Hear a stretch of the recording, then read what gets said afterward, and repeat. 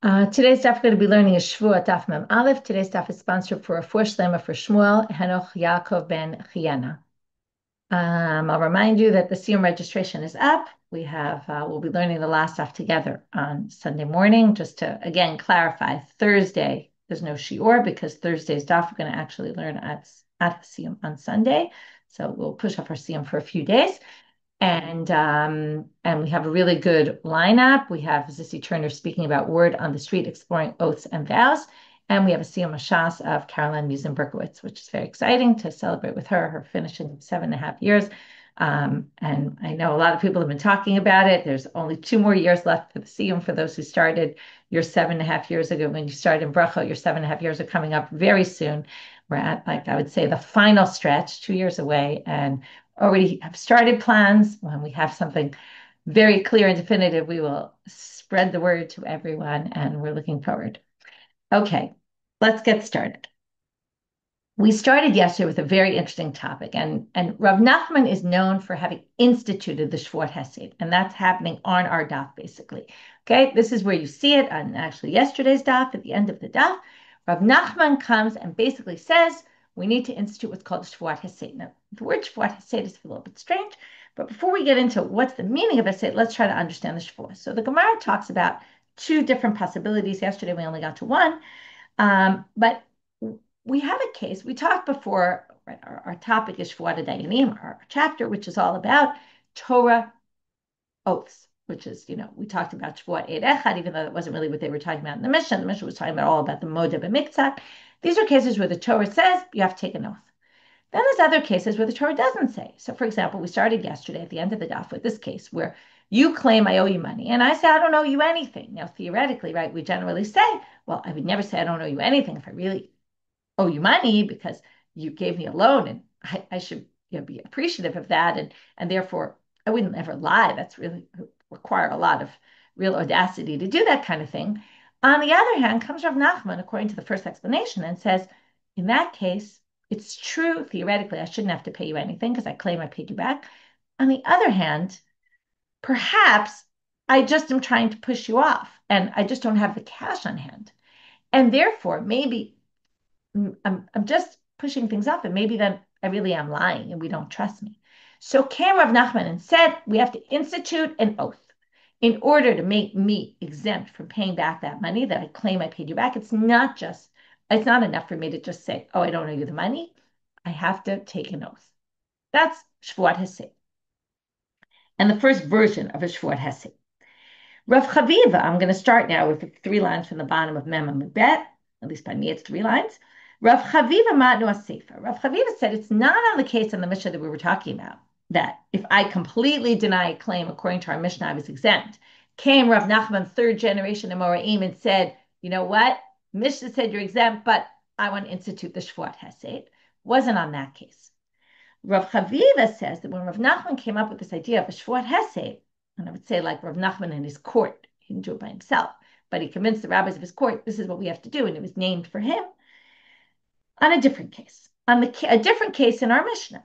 Manali biadcha amar lo hein, lemachal amar lo tnehuli, nitativ lecha patur. So what happened here? You said, I owe you money. I said, you're right, I owe you money. So the next day you come back and say, give me the money you owe me. And I say, what do you mean? I already gave it to you. Now, what's the difference between case 1 and case 2? In case 1, you claim I owe you money. You have no basis for saying that. We don't know. In other words, maybe you're right, maybe you're wrong. We have no idea. I say I don't owe you money. I never said I owed you money but paid you back, right? I didn't admit that there was any sort of claim. In the second case, I admitted that there was a loan and that I owed you money. I just claimed I paid you back. Now, there you already have a much stronger position because I agreed there was even a loan. There was money in my hands that belonged to you. That's already a different story. And then on this case, it's where Rav Nachman instituted the Shevuot Hesed. On the first case, sounds like, and we're going to say this in a minute, which is if you hold the Shevuot Hesed was instituted here, you wouldn't hold it was instituted in the previous case. Okay, and that's what they're going to say right now. So Amar Rav Nachman, on that case, Rav Nachman said, Mashbi'ino to Shevuot Hesed.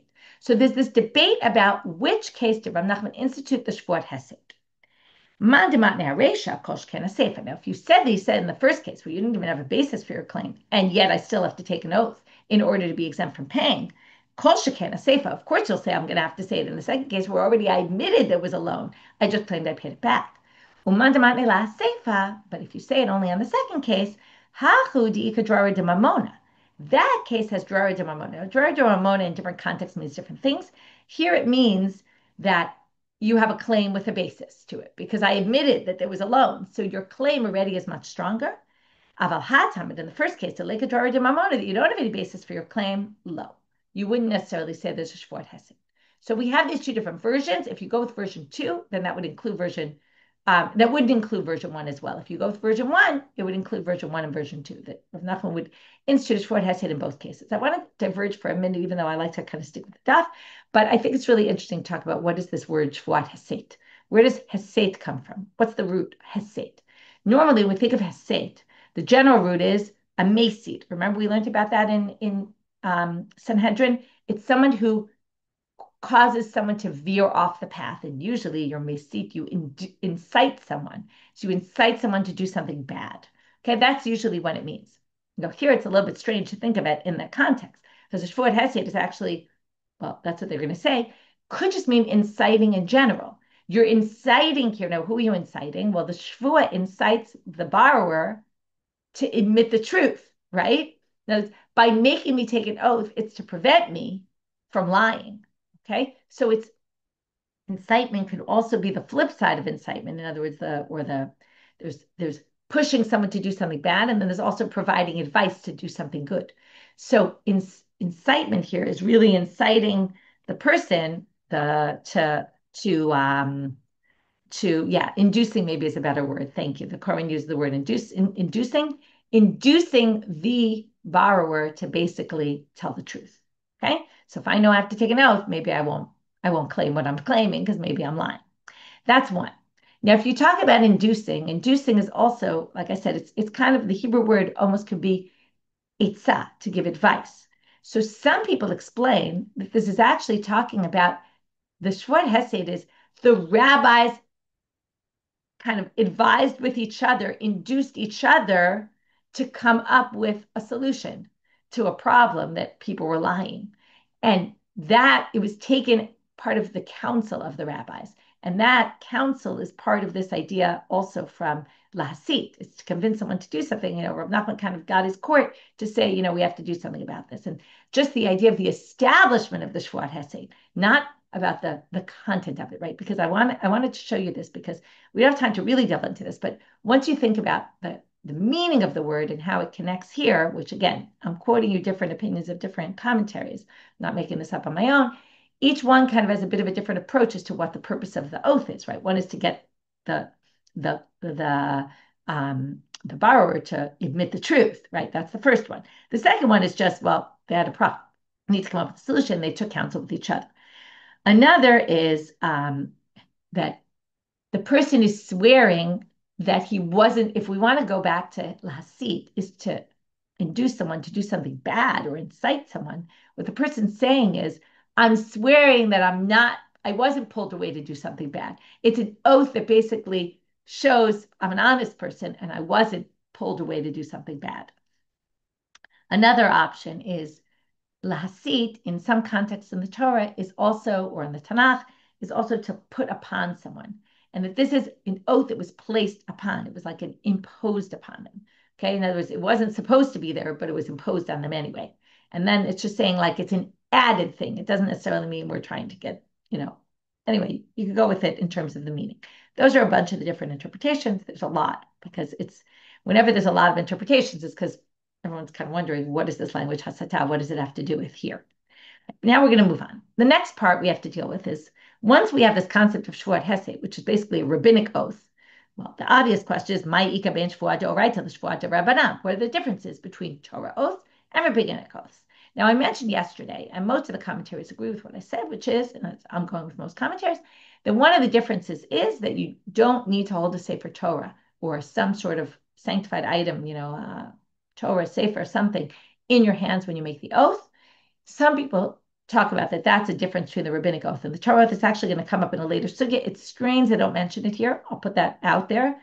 There's some who address it and answer, but I'm going to leave it as a question right now. You would have expected that to be the answer. Instead, we're going to have 3 different answers. But it's not just that we're going to say 1, 2, and 3. We're going to bring one, then we're going to say, well, some people don't agree with that one. So the ones who don't agree with that one, what are they going to say? We're going to come up with answer 2. And then we're going to say, well, not everyone agrees with that. So if you're that person, what are you going to say? And then we're going to come up with answer 3. So here are the 3 differences between shevuat d'oraita and shevuat d'Rabbanan, or 3 potentially differences, because not everyone agrees that these are differences. Ik benayu mepach shvua. What is mepach shvua? Flip the oath, meaning if I am supposed to take an oath, okay, let's go back to our first case of shevuat heiset here. If, let's say Rav Nachman says it in that case, I completely deny your claim. Now, I'm supposed to take an oath, according to Rav Nachman, right? I'm supposed to take this rabbinic oath. Now, if I want, what mepach shvua would mean is, now let's just think about it. If I take the oath, then I don't have to pay. If I don't take the oath, what does it mean? I have to take an oath. I have to take an oath means if I don't take the oath, then I have to pay. However, apparently, this is what mepach shvua means. I can say, you know what? I don't want to take the oath. You take the oath instead of me. If you want to get your money back, you take the oath. And then it sounds like, and if you won't take the oath, then you can't get your money back. Even though it's kind of strange because the default halacha is if I say, I don't want to take the oath, I default on my option to take the oath, then I actually have to pay. But instead, I can push the onus onto you and say, listen, I'm supposed to take an oath. I don't want to. You want your money? Go take the oath and I'll pay you. Remember, normally we don't do shevuot and yishba v'notel. Usually, you're not the one. Usually, the one who takes the oath is to exempt them from a payment, to just leave everything status quo. But if the person who's supposed to take the oath flips it onto the other person, then the other person can take the oath to get their money. But it sounds like if you wouldn't take the oath, then you wouldn't get your money back. So that's a difference because b'doraita lo mabchinas shvuah. Now it makes sense. A Torah level oath, if I'm supposed to take the oath and I won't take it and I want to stick it to the other side, I can't just do that. I have to pay because that's Torah law. Moda b'mixat, we think I'm lying. If I'm not willing to pay, I've got to pay the other half.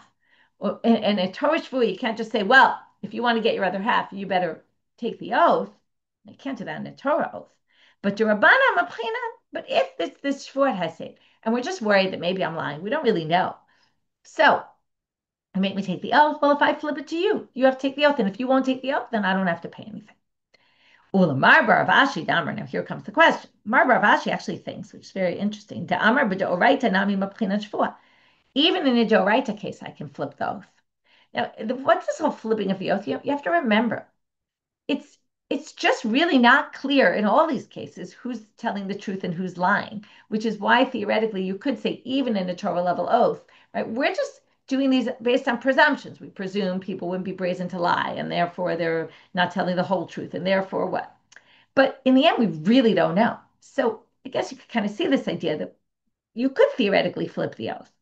So anyway, Rav Asi thinks even in Torah law you can flip the oath. Moda b'mitzad, I could say you take the oath if you want to get your money.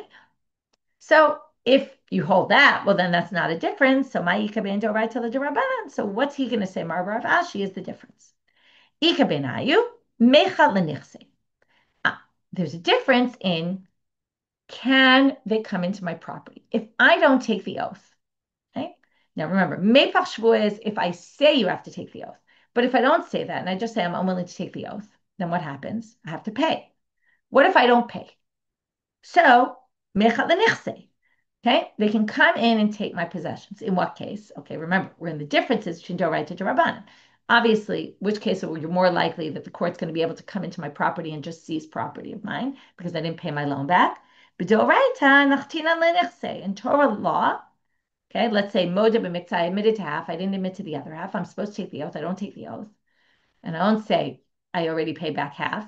And they could come in and take everything from me, from my land. But b'derabbanan lo nachtina lenichse. In this case that Rav Nachman said, shevuat heiset, because maybe I'm lying. If I'm unwilling to take the oath, we don't come in and take all my property. Ule Rabbi Yossi de Amar b'derabbanan nami nachtina lenichse. Wait, what about Rabbi Yossi? Rabbi Yossi holds you can seize my property. Okay, Ditnan. How do we know this? Based on a Mishna. The Mishna says. Okay, we learned this in Gittin. I mean, it came above Mitzi also, but it's a Mishnah in Gittin. Mitziat cheresh shotev katan yesh behem gezel mipnei darkei shalom. If a minor or a shota or a deaf person, a deaf mute, finds an item we assume these are people who don't have dad. When they find an item on the street and they take it, there's no real ownership because they don't have halachic knowledge. So they're taking something doesn't mean it becomes theirs. So if someone steals it from them, it's not really stealing. But because of darkei shalom, we don't want people taking advantage of people who don't have dad, who don't have knowledge. So we say it's gezel midrabanan, okay? It's mishum tikkun olam, or darkei shalom, they say. Similar. Rabbi, right? In order to make peace between people and not have a society where people are grabbing things from children and people who can't fend for themselves. Rabbi Yossi Omer gezel gamur. Rabbi Yossi is machmir more and says, no, it's really gezel. Now, what does it mean it's really gezel? It's definitely not Torah law gezel. They found this item on the street. They picked it up. It doesn't really make any sense. So, Amar Rav Chisda, gezel gamur midivrehem lemay nafkamina lohotzio b'dayanim. So what do we say? Rav Chisda says gezel gamur midrabanan, meaning, okay, so that's the same. Darkei shalom, derabanan, they're kind of synonymous. So what's the difference? Lohotzio b'dayanim. Can the judges come seize it? So basically comes Rabbi Yossi and says, even if you did stealing on a rabbinic level, like taking the item that Chiresh Oter Katan found on the street that was ownerless, basically. They took it. It became theirs. If you steal it, we can take it away from you. The dayanim can come into your property. Okay? So according to him, Ma'ika bein d'oraita l'derabanan.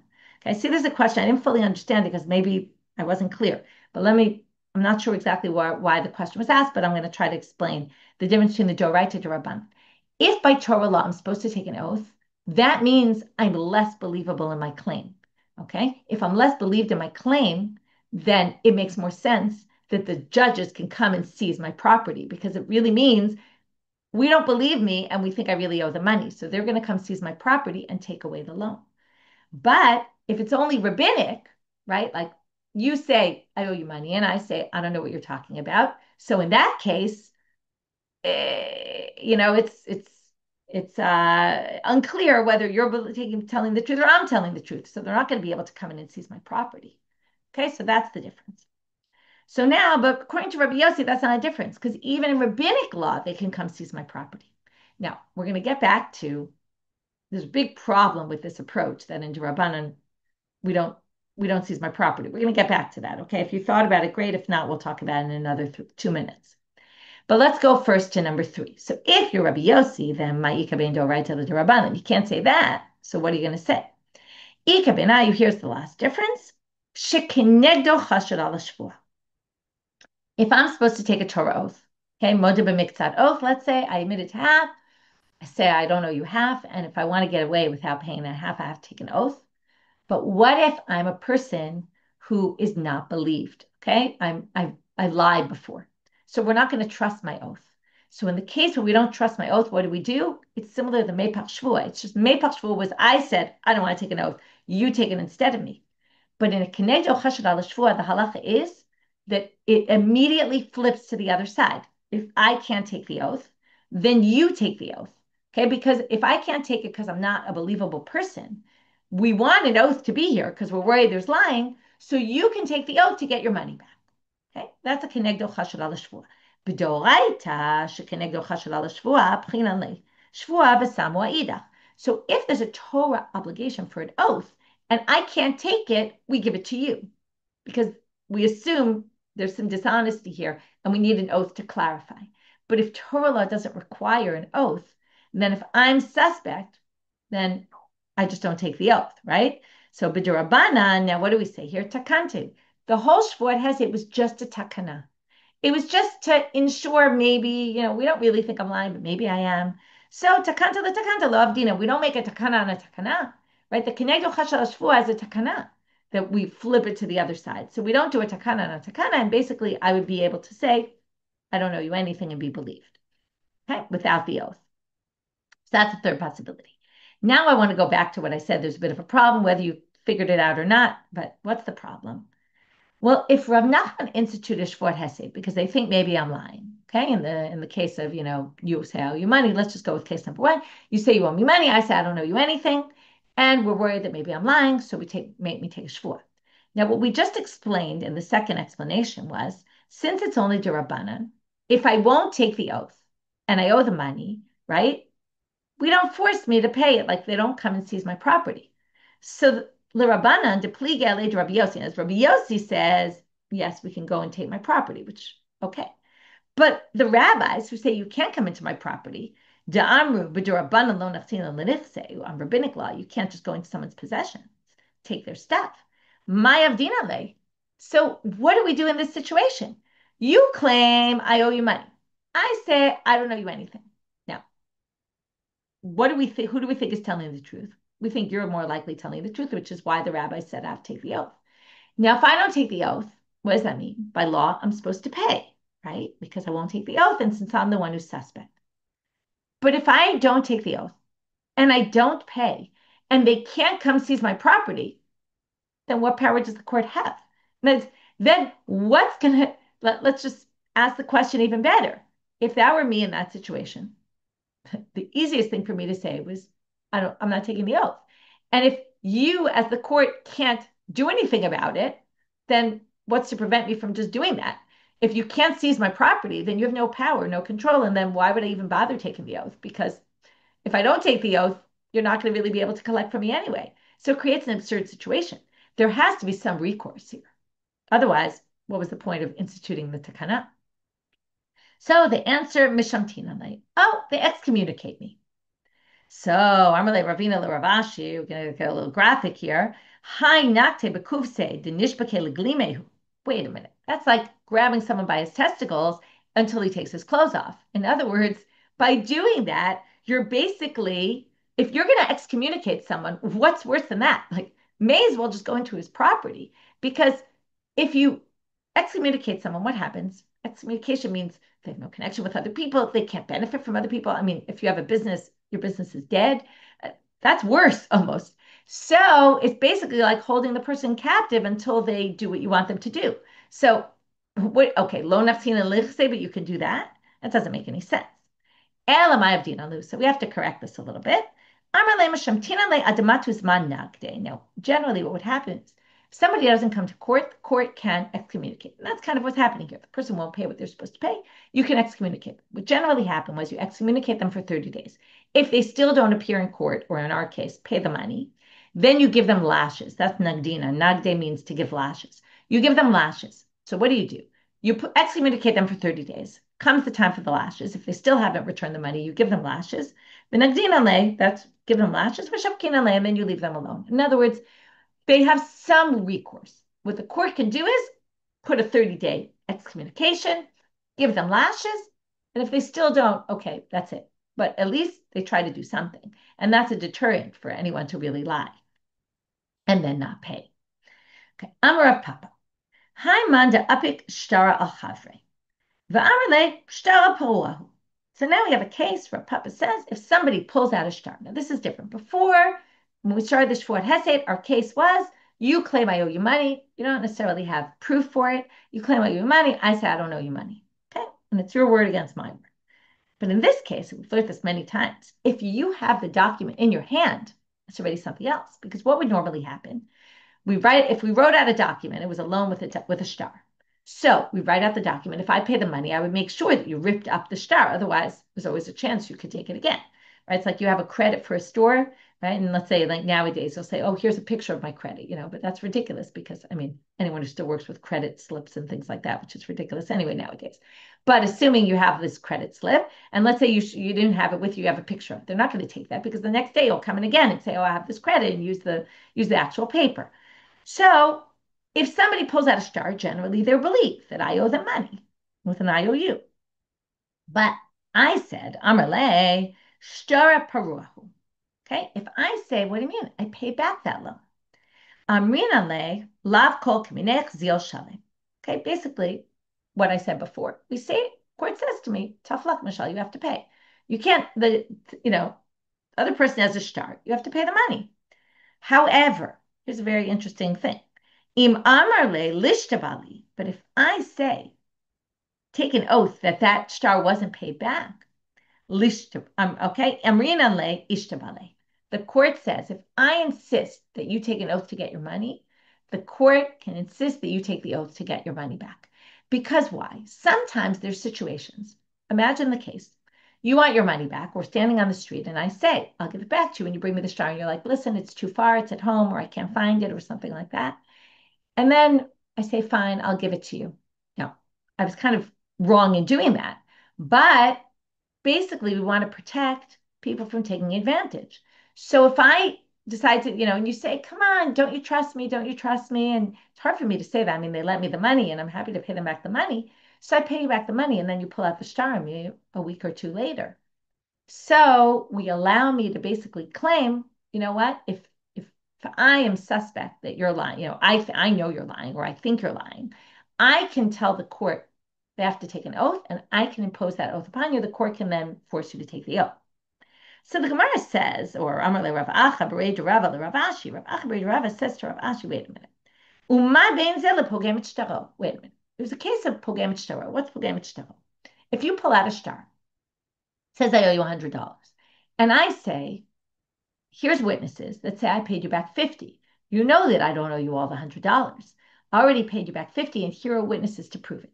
That's called pogam et shtaro. Why pogam? Pogam is to ruin, to blemish. So that star is a impaired. That's a good word. Is an impaired star because we know it's not a full star. Now here it's a little bit trickier because you weren't going to rip up the star. I still owe you 50 of it. So, I mean, there's ways you could do things like that, but let's say we just left it like that. So if that's the case, we know that part of it was payback. So we know the star is already weaker. In that case, the court makes you swear how much you're still owed because there's no record of it. And yet there's record of that, something was paid back. So we make you swear for the part that you're still owed. So now they say, if in that case we make you swear, and in this case make you swear, well, this is obviously, there's more likely we're going to believe you, right? The creditor, because there is no p'gimat shtar, right? The whole concept of p'gimat shtar seems to indicate you take an oath in a case where you're pogam shtaro. Now, in the case where I didn't pay anything back, where there's no proof I paid anything back, how could I just make you take an oath? It's weird, right? It's not, that's the point is, we have a law, a unique law for pogam shtaro, and this is not. So how come both have an oath? It doesn't make any sense. It should be only the p'gimat shtar as an oath. So, and what's the difference between them really? So Armale, Hatam Afagav de Lotain Iu Tanin Leana. In a pogam shtaro case, if we have a disagreement now about how much money was paid back and how much I still owe. So if I don't say go swear about the part you want to get paid back, the court insists you swear because you're in a weaker position as the creditor there because your star is already weakened. Okay, it's already something's wrong with it. So if I don't say go take the oath, the court will make you take the oath.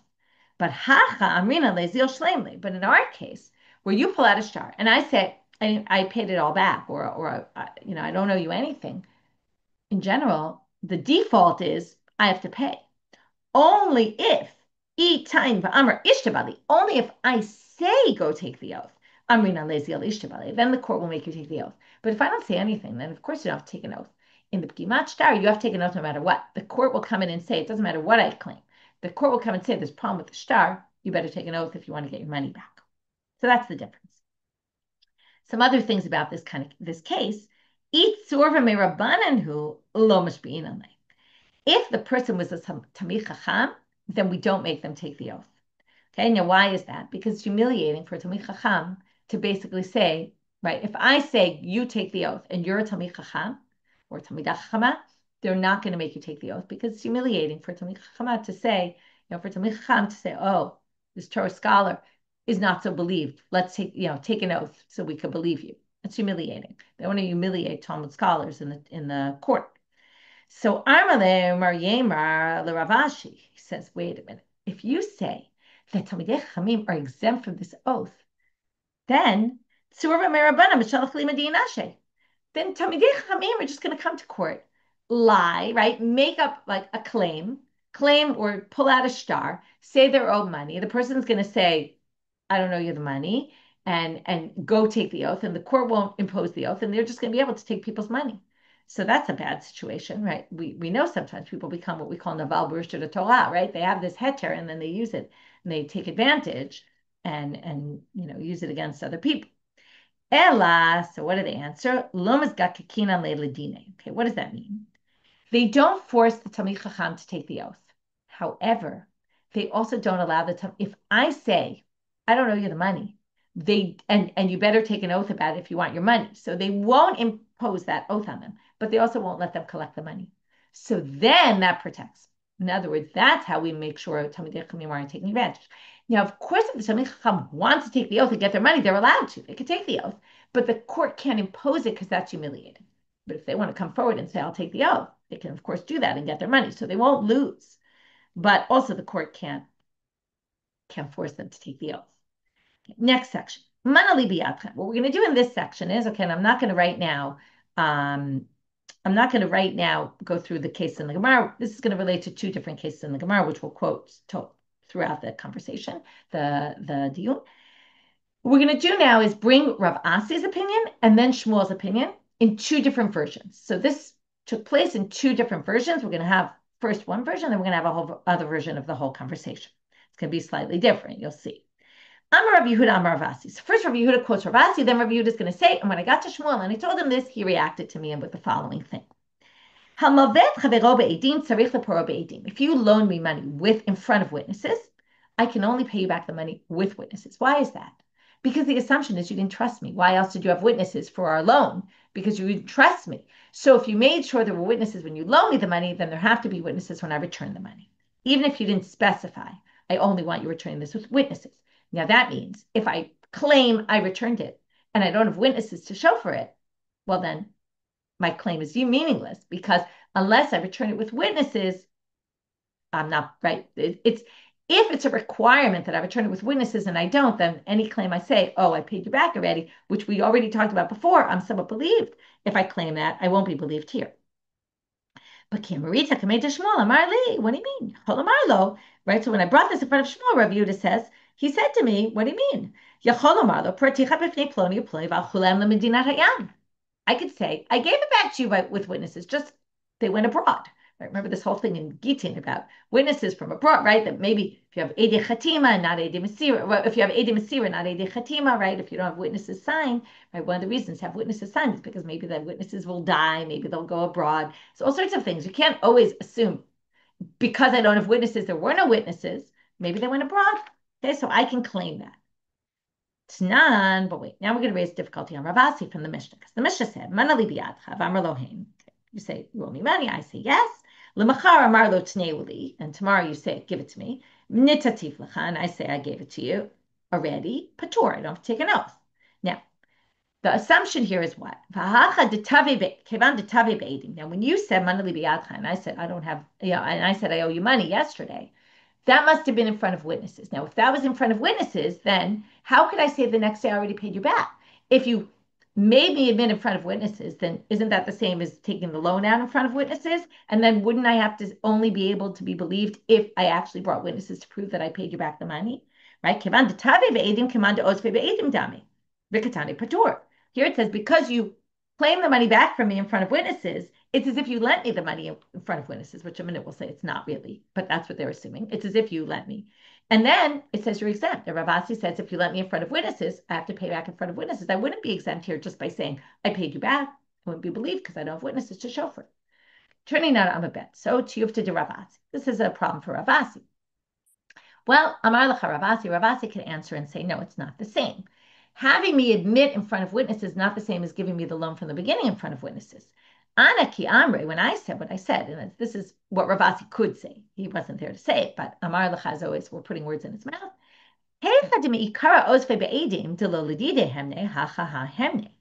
That if originally you gave me the loan in front of witnesses, that's because you didn't trust me, and that's why you loaned me the money in front of witnesses. Here you did, because it doesn't say anywhere that you loaned me the money in front of witnesses. It was only when I admitted it was in front of witnesses, but it wasn't, the loan itself wasn't in front of witnesses, so you didn't ever show that you didn't trust me, and therefore this is not the same. That was version one. So the main thing to remember is that Rav Asi said, if you loan me in front of witnesses, we assume that means you didn't trust me, which means that I can only return it in front of witnesses. And if I don't have a claim that I returned it in front of witnesses, and I just say I paid you back, it's a meaningless claim.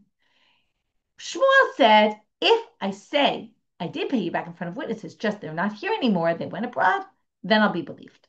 If I'm not willing to say that, then I'm not believed. If I just say I paid you back and I'm not willing to make that claim of Shmuel, I won't be believed, but I do have a claim that would be believed. Rav Yosef Manehachi, but Rav Yosef had a different version of what happened here. Amar Rav Yehuda Amar Rav Asi. He said something different. The opposite.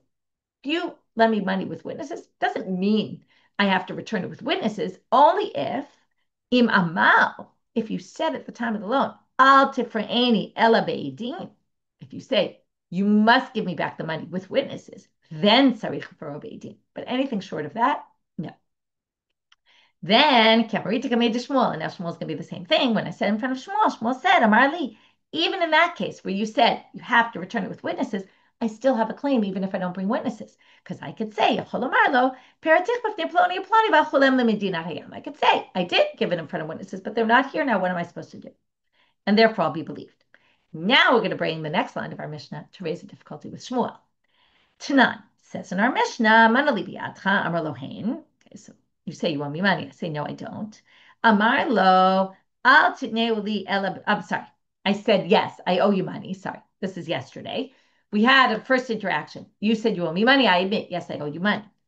Amar lo, but at that moment, okay, it doesn't have to be at the time of the loan, but at the moment that I admitted to owing you money, you said, Amar lo, al titneuli ela bifnei edim. And then you say, don't give it back unless you give it back in front of witnesses.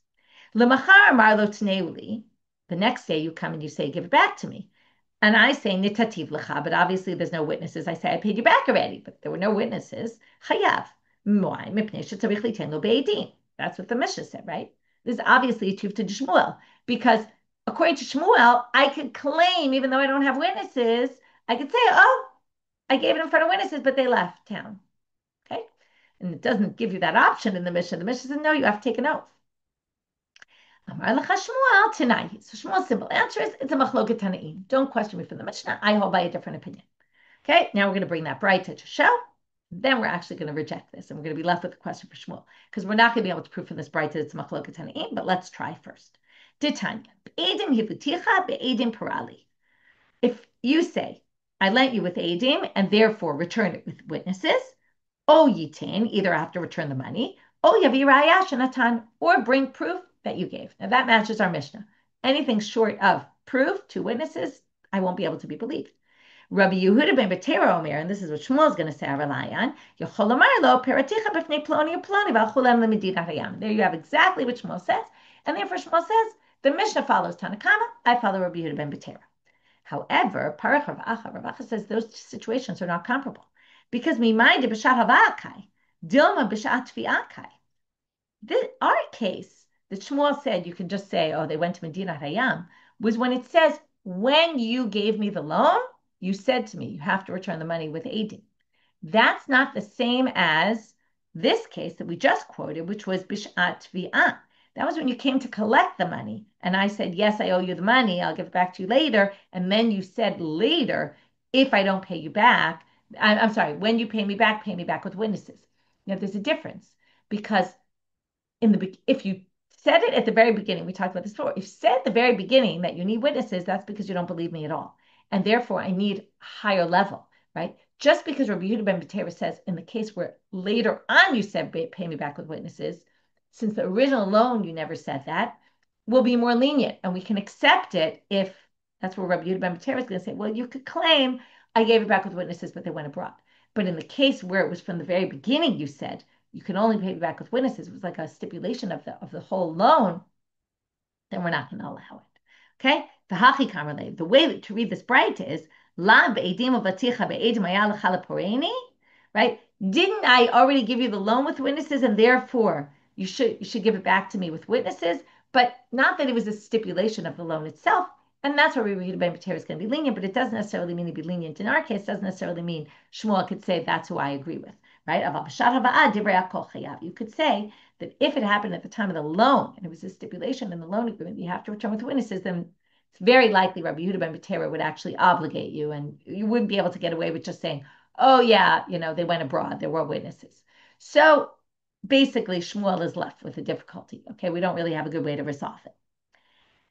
Now we're just going to see how we paskin in this whole mess of a sugya, because we have Rav Asi, the first version, who says, if you lent me money with witnesses, I have to return with witnesses. Version 2, he says, only if you said on the condition that you're going to return it with witnesses.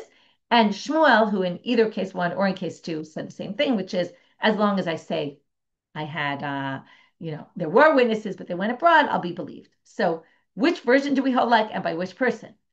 So now we're going to see the psak, but it's going to be confusing even more because we have 2 psakim and both disagree about what Rava actually held. Amar Rav Papi, Mishmei de Rava. We're going to have Rav Papi and Rav Papa, not to be confused between the 2. Rav Papi says in the name of Rava, and Rav Papa says in the name of Rava. So first Rav Papi says, Hilchatam avecha ve'ro be'edim tzarich lefaro be'edim. That's Rav Asi, version 1, period. Rav Papa Mishmei de Rava Amar, Hamavet Chavero be'edim, Ein Tzarich Lefaro be'edim. That's version 2 of Rav Asi. If you lent it with witnesses, it doesn't necessarily mean unless Im Amar Lo, Alter for any other be'edim, then Tzarich Lefaro be'edim. If you said, don't return unless you have witnesses, then you have to return with witnesses.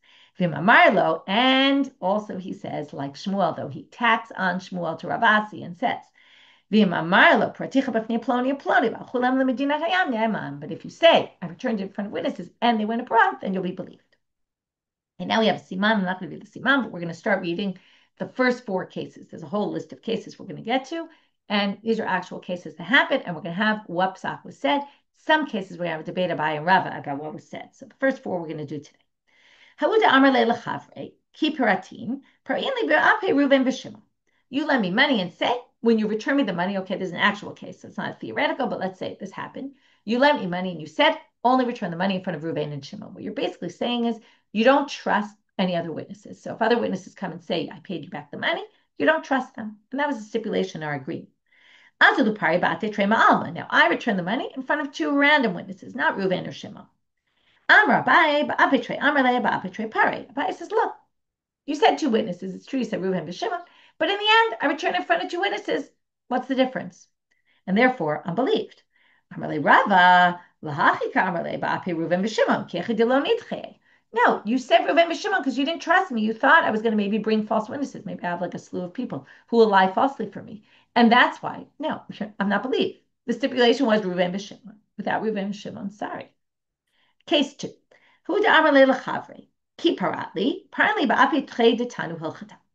So a person said, listen, when you pay me back the money, give it back in front of people who are knowledgeable in halacha.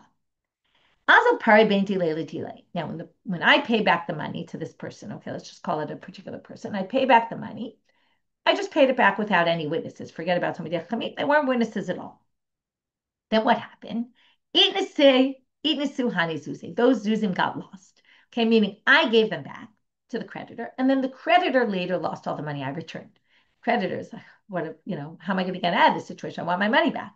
Now, it was their fault, obviously, and they had already gotten paid back the loan, so what possibly could they claim? Well, remember, they did say only return it in front of Talmidei Chachamim. So the guy goes to court. Atal Kamei de Rav Nachman. He goes in front of Rav Nachman. Amarlei, in kibule kabaltinu minei derech pikadon. The guy says, listen, I got the money back, but I took it as a pikadon, meaning that I just gave them a deposit, meaning, right, not a deposit like part of the payment, but a deposit like go watch my money. Now, Amina lehavi gabe pikadon. Okay, now the guy says, I said to myself, now this is the problem, they said to themselves, right? And that's what we're going to say. But this is their claim. I said to myself, this will be a pikadon. It's as if Michelle is giving me the money to watch until such point that we have Talmidei Chachamim who could stand as witnesses. Then what will happen? So let's read it inside. I said it'll be a pikadon until 2 witnesses come, ditanu hilchata, who know halacha, umekayim tnei, and then we'll fulfill the condition. Meaning, what will the person do? The person says, I'll give Michelle back the money. She'll, right, it's her pikadon anyway. She'll then give it to me in front of the witnesses. So they're basically trying to claim the money was never really given back, even though they admit the money was passed over, but the money was passed as a deposit. Now, why does that help them? If it's a deposit, they're a shomer chinam. If they're a shomer chinam and it gets stolen from them or get lost, they can claim I'm not responsible. And then, basically, they don't have to return me my item, and I have to pay them back the money again. So that was the claim. Amarle, Rav Nachman says, no, I'm not letting you get away with this. Since you admitted that you got the money from me already, this is, I pay back the money. You can't claim I didn't pay back the money, and you can't claim it was for a pikadon because you never said that in Dvarim Shebelev and Am Dvarim. That's what Rashi answers. Things in your heart that you don't express in words don't mean anything. And furthermore, like if you want to claim likiyume tna'eh, you want to fulfill the condition because the condition wasn't fulfilled. Well, guess what? Zil Aitinu, go get the money now, which he knows he doesn't have the money because the guy claimed the money was lost. He says,